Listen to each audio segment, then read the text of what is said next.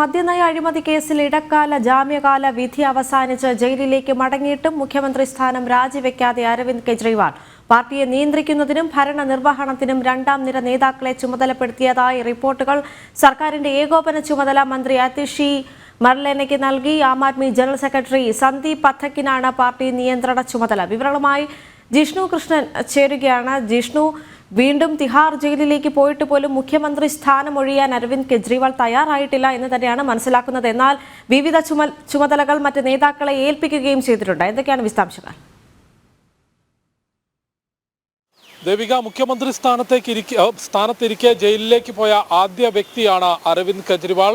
ജയിലിൽ ഇരുന്നു കൊണ്ട് അരവിന്ദ് കെജ്രിവാൾ മുഖ്യമന്ത്രിയുടെ റോൾ വഹിക്കും, ഡൽഹിയിൽ ഭരണം നിർവഹിക്കും എന്നുള്ളതായിരുന്നു ആം ആദ്മിയുടെ പ്രഖ്യാപനം. എന്നാൽ നമുക്കറിയാം, ഈ ഇടക്കാല ജാമ്യം ലഭിക്കുന്നതിന് മുൻപേ തിഹാർ ജയിലിൽ ഇരുന്നു കൊണ്ട് അത്തരത്തിലൊരു സൗകര്യവും അല്ലെങ്കിൽ ഭരണം നിർവഹണം നടത്താനുള്ളൊരു ഔദ്യോഗികമായിട്ടുള്ള കാര്യങ്ങൾ ചെയ്യാൻ അരവിന്ദ് കെജ്രിവാളിന് സാധിച്ചിരുന്നില്ല. അതിന് സാങ്കേതിക പ്രശ്നങ്ങളുണ്ടായിരുന്നു. സർക്കാരിന്റെ പ്രവർത്തനങ്ങളിൽ ഇടപെടാനോ നിയന്ത്രിക്കാനോ അരവിന്ദ് കെജ്രിവാളിന് സാധിച്ചിരുന്നില്ല. അത്തരത്തിൽ നിരവധി പ്രശ്നങ്ങൾ സർക്കാരിന്റെ പ്രവർത്തനങ്ങളിലും ഉണ്ടായിരുന്നു. എന്നിട്ട് പോലും രാജിവെക്കാൻ അരവിന്ദ് കെജ്രിവാൾ തയ്യാറായിരുന്നില്ല. ഇപ്പോൾ ഇടക്കാല ജാമ്യത്തിൽ പുറത്തിറങ്ങി പ്രചാരണ പ്രവർത്തനങ്ങളിൽ പങ്കെടുത്തുകൊണ്ട് ഇന്നലെയാണ് വീണ്ടും അരവിന്ദ് കെജ്രിവാൾ തിഹാർ ജയിലിലേക്ക് മടങ്ങിയത്. അത്തരത്തിൽ വീണ്ടും തിഹാർ ജയിലിലേക്ക് മടങ്ങുമ്പോഴും കസേര വിട്ടു നൽകാതെ മുഖ്യമന്ത്രി പദത്തിൽ തുടർന്നുകൊണ്ടാണ് അരവിന്ദ് കെജ്രിവാൾ ജയിലിലേക്ക് മടങ്ങിയിട്ടുള്ളത്.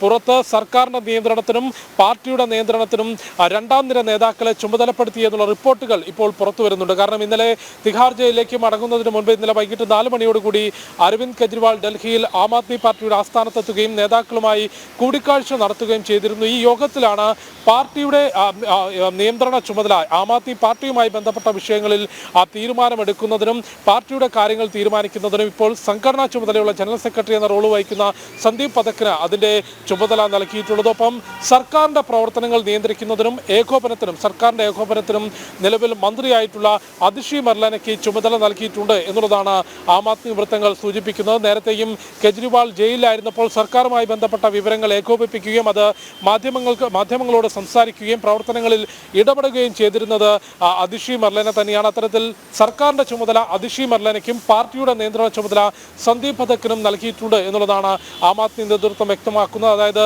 ഇനിയും ജയിലിൽ തുടരുമ്പോൾ മുഖ്യമന്ത്രി കസേര വിട്ടു നൽകാൻ അരവിന്ദ് കെജ്രിവാൾ തയ്യാറായിട്ടില്ല. ഒപ്പം അരവിന്ദ് കെജ്രിവാളിന്റെ ഭാര്യ സുനിത കെജ്രിവാളിനോട് നിലവിൽ സജീവ രാഷ്ട്രീയത്തിലേക്ക് ഇറങ്ങണ്ട എന്നൊരു നിർദ്ദേശം കെജ്രിവാളും ഒപ്പം ആം ആദ്മി പാർട്ടിയും നൽകിയിട്ടുണ്ട് എന്നാണ് മനസ്സിലാക്കുന്നത്. അതുകൊണ്ട് തന്നെ പാർട്ടിയുമായി ബന്ധപ്പെട്ടോ സർക്കാരുമായി ബന്ധപ്പെട്ടോ യാതൊരു ചുമതലകളും സുനിതയ്ക്ക് നിലവിൽ നൽകിയിട്ടില്ല. പക്ഷേ ആദ്യഘട്ടത്തിൽ കെജ്രിവാൾ ആദ്യം ജയിലിലേക്ക് പോയ ഘട്ടത്തിൽ മാധ്യമങ്ങൾക്ക് മുൻപിലേക്ക് എത്തുകയും ഒപ്പം തെരഞ്ഞെടുപ്പ് പ്രചാരണ പരിപാടികളിൽ മറ്റ് ഇന്ത്യ മുന്നണി നേതാക്കൾക്കൊപ്പം വേദി പങ്കിടുകയും ചെയ്തിരുന്നത് സുനിതയായിരുന്നു. എന്നാൽ സുനിതയോട് ഇനി സജീവ രാഷ്ട്രീയത്തിൽ തൽക്കാലം ഇറങ്ങേണ്ട എന്നൊരു നിർദ്ദേശമാണ് അരവിന്ദ് കെജ്രിവാളും ആം ആദ്മിയും മുൻപോട്ട് വെച്ചിട്ടുള്ളത്. ഏതായാലും മദ്യനയ അഴിമതി കേസ് ഡൽഹിയിൽ ആം ആദ്മി സർക്കാരിനും ആം ആദ്മി പാർട്ടിക്കും കൂടുതൽ അവരെ പ്രതിസന്ധിയിലേക്കാക്കുകയാണ്. അന്വേഷണ ഏജൻസികൾ ഏറ്റവും ഒടുവിൽ 8ാമത്തെ കുറ്റപത്രം കോടതിയിൽ സമർപ്പിച്ചിരുന്നു. അതിൽ ചൂണ്ടിക്കാട്ടിയത് ആം ആദ്മി പാർട്ടി ഒരു പാർട്ടിയെ തന്നെ ആ കുറ്റപത്രത്തിൽ പ്രതിസ്ഥാനത്തേക്ക് കൊണ്ടുവരികയും മുഖ്യമന്ത്രി അരവിന്ദ് കെജ്രിവാളാണ് ഈ അഴിമതിയുടെ സൂത്രധാരൻ എന്ന്